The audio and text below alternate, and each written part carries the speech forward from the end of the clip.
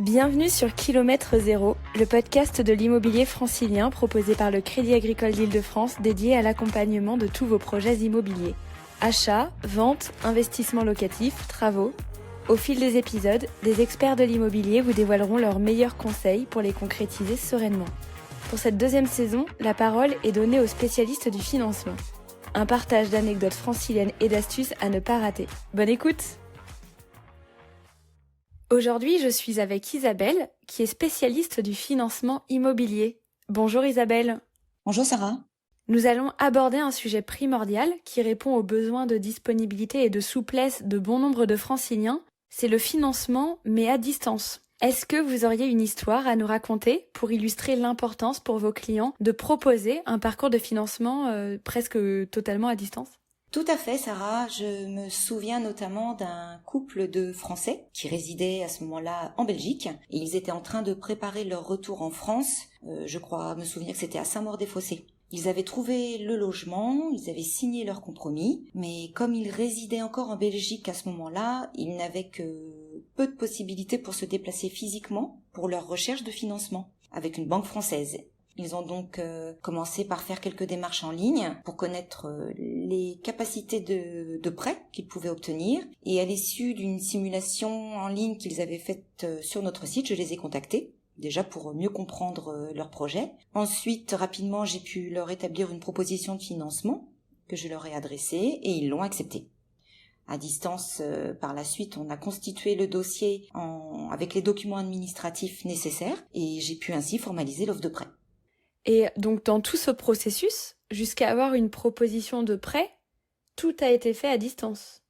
Exactement. Alors, on va pas se cacher, ils étaient un peu inquiets de tous ces échanges à distance parce que c'était nouveau pour eux.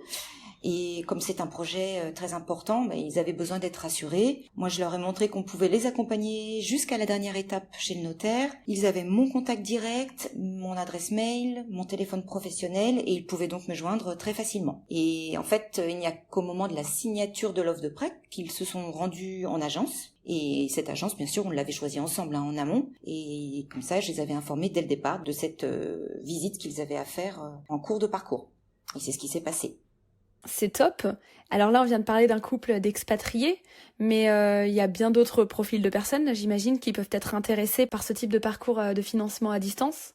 Toutes les personnes qui sont à la recherche d'un financement immobilier peuvent passer par un process à distance. Alors ça s'adresse, c'est vrai, beaucoup en Île-de-France aux jeunes cadres qui sont en recherche de leur premier achat immobilier. Et en général, ils n'ont pas beaucoup de temps pour se déplacer en agence, ils privilégient le distanciel. Ça peut être aussi pour des familles qui ont des enfants, qui sont souvent overbookés, qui n'ont pas beaucoup de temps, voire des fois pas de possibilité de faire garder les enfants, afin d'assurer un rendez-vous physique en agence.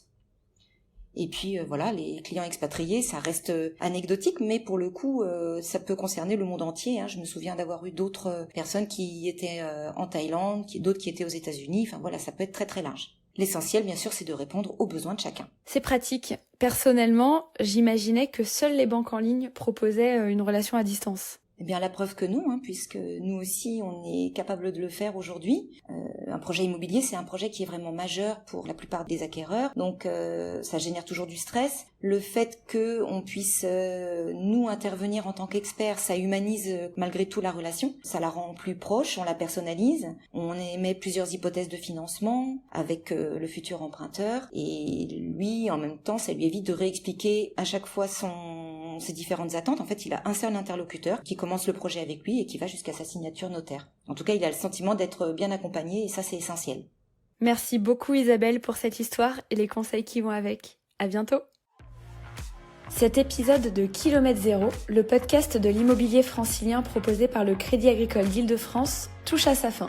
Si vous avez aimé, n'hésitez pas à le partager autour de vous. Vous pouvez aussi laisser 5 étoiles sur votre plateforme de podcast préférée pour permettre à d'autres de le découvrir. On se retrouve très vite pour un nouveau partage d'expériences et le plein de conseils qui va avec.